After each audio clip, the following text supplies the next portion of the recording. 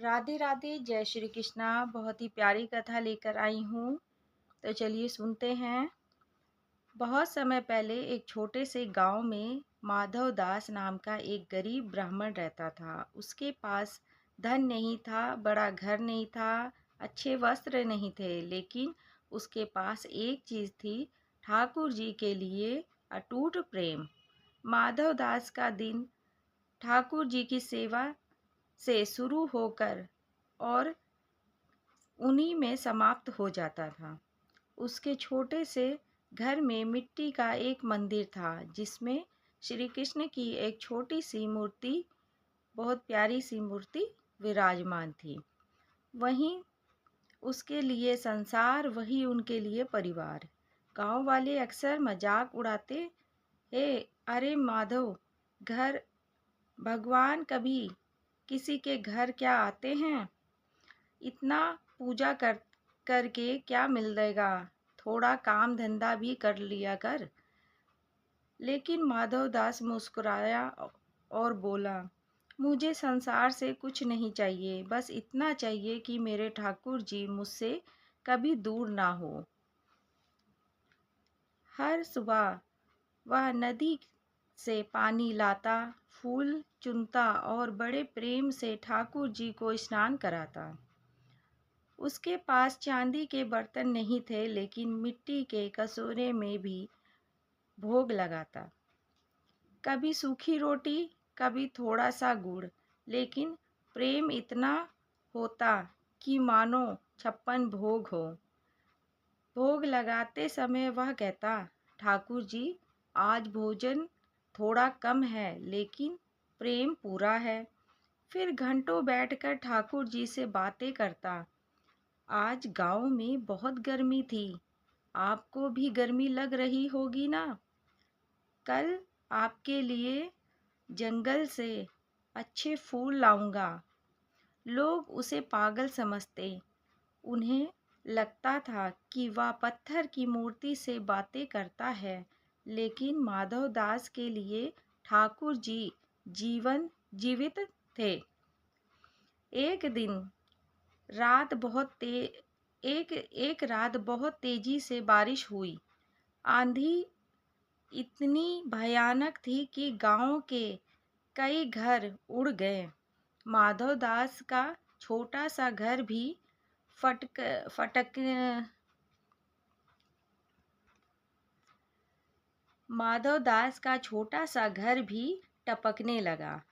वह सबसे पहले अपने मंदिर की ओर भागा। हे ठाकुर जी, आपको कहीं पानी तो नहीं लग गया?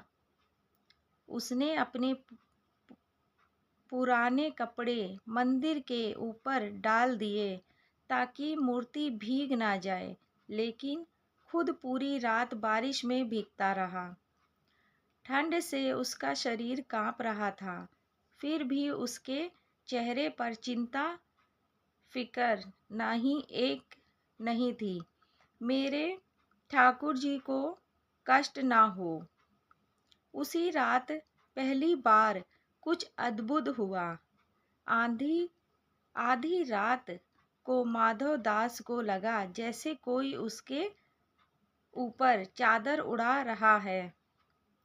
उसने आंखें खोली, लेकिन वहां कोई नहीं था। उसे लगा शायद भ्रम है। रहस्यमयी बालक। अगले दिन सुबह जब वह मंदिर साफ कर रहा था, तभी लगभग 10-11 वर्ष का एक सुंदर बालक उसके दरवाजे पर आया।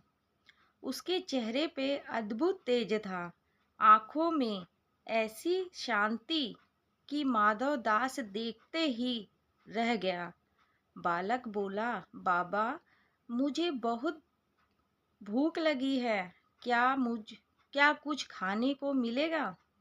माधव दास तुरंत अंदर आया। घर में सिर्फ 2 रोटी थी। उसने बिना सोचे दोनों रोटी उस बालक को दे दी। बालक मुस्कुरा कर खाने लगा।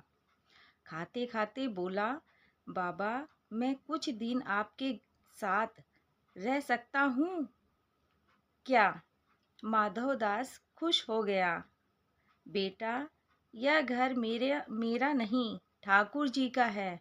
तुम जितने दिन चाहो रहो। उस दिन से वह बालक वहीं रहने लगा। चमत्कार शुरू होने लगे। अब माधवदास को हर काम में सहायता मिलने लगी। सुबह उठते ही मंदिर साफ मिला। फूल पहले से ही रखे थे। भोजन का सामान भी कभी कभी अपने से आ जाता था। माधवदास सोचा, लगता है ठाकुर जी मेरी सहायता कर रहे हैं।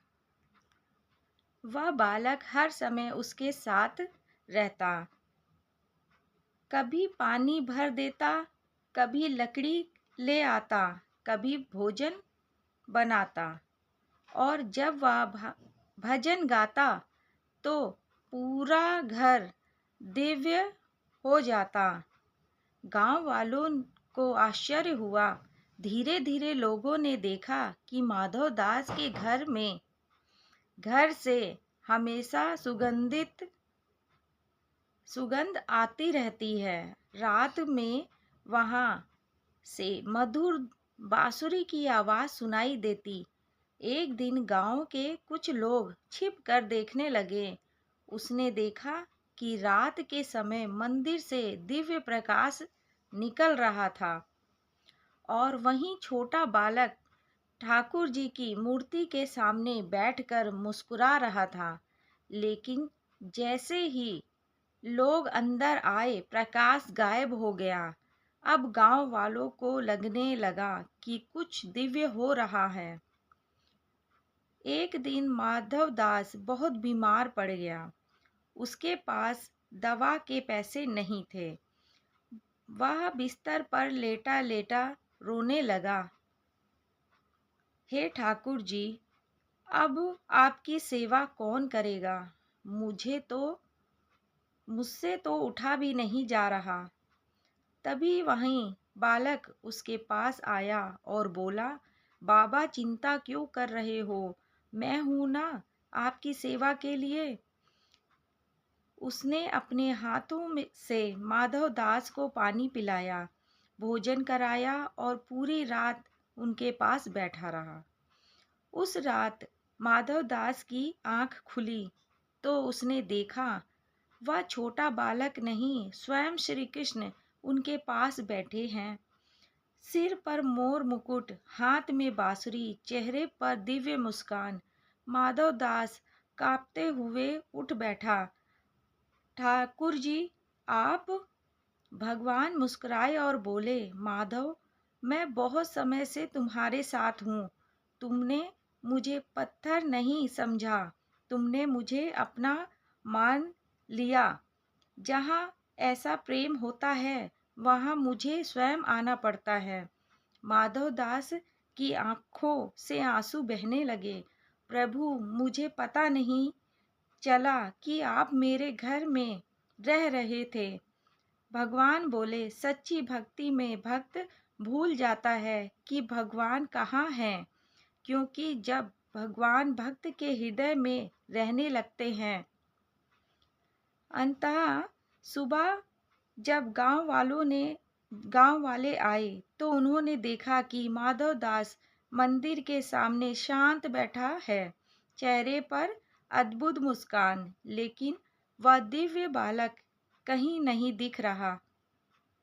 माधवदास बार बार यही कह रहा था, मेरे ठाकुर जी मेरे घर में रहते थे और मुझे पता भी नहीं चला। उस दिन के बाद गांव वालों की सोच बदल गई। उन्हें समझ आ गया कि भगवान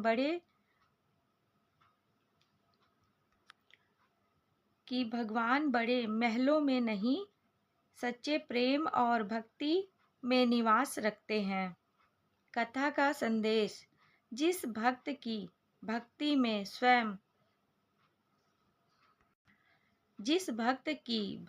में स्वार्थ नहीं होता, ठाकुर जी स्वयं उनके जीवन में आ जाते हैं। भगवान को धन सोना